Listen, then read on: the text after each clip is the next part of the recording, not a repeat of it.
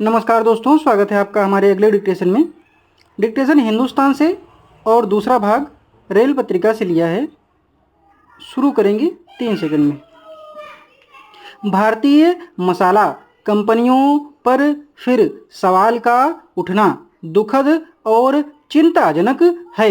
Singapore और Hong Kong में कुछ भारतीय मसालों को प्रतिबंधित किया गया है, जिससे भारत में हलचल तेज हो गई है।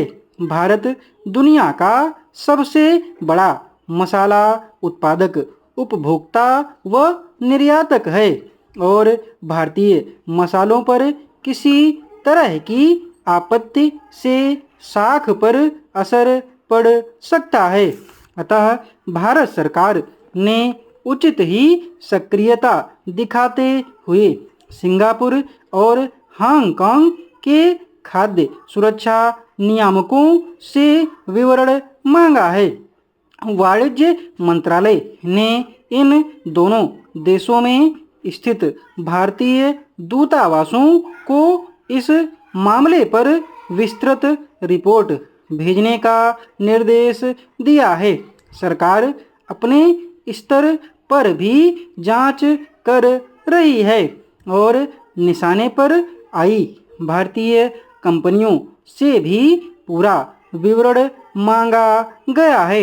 इन देशों से मसालों को लेकर पहले से शिकायतें आ रही थी, पर नौबत यहाँ तक कैसे पहुँची कि प्रतिबंध लगाने की जरूरत पड़ गई।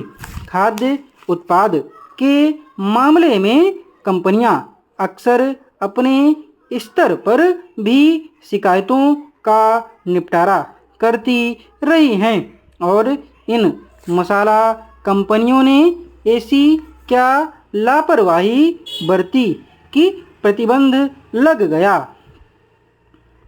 शुरुआती शिकायतों या चर्चा से पता चलता है कि सवालों के घेरे में आए उत्पादों में कथित तौर पर स्वीकार्य सीमा से अधिक कीटनाशक एथिलीन ऑक्साइड होने के चलते प्रतिबंध लगाया गया है।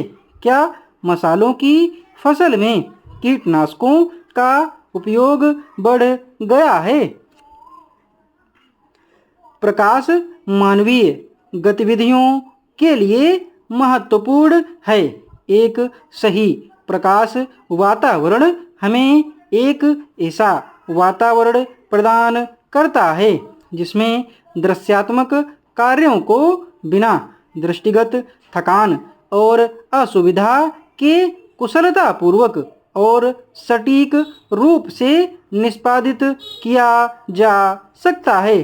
पृथ्वी पर मानव की उत्पत्ति के बाद से वह प्रकाश की उपलब्धता के अनुसार अपने दैनिक कार्यों का समय निर्धारण और अपने दिन प्रतिदिन के कार्यों को व्यवस्थित करने के लिए सूर्य के प्रकाश पर निर्भर रहा है।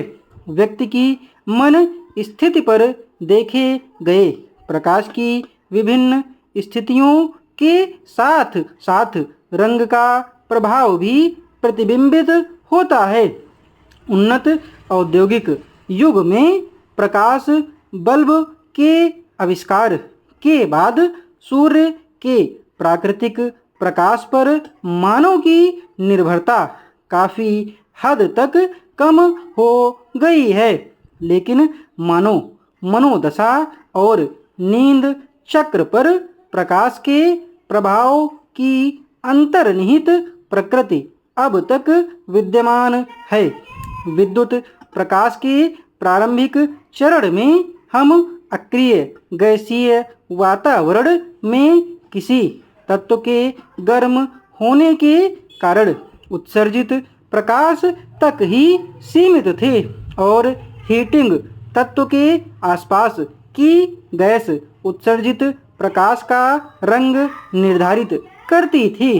प्रौद्योगिकी प्रगति के बाद हम फ्लोरोसेंट रोशनी की ओर अग्रसर हुए, जिसका रंग स्पेक्ट्रम बादल छाए रहने की स्थिति जैसा था। डिक्टेशन की स्पीड 85 शब्द प्रति मिनट रही है। इस डिक्टेशन की PDF और आउटलाइन आपको हमारे टेलीग्राम चैनल पर मिल जाएगी। टेलीग्राम चैनल का लिंक नीचे डिस्क्रिप्शन बॉक्स में दिया हुआ है। धन्यवाद।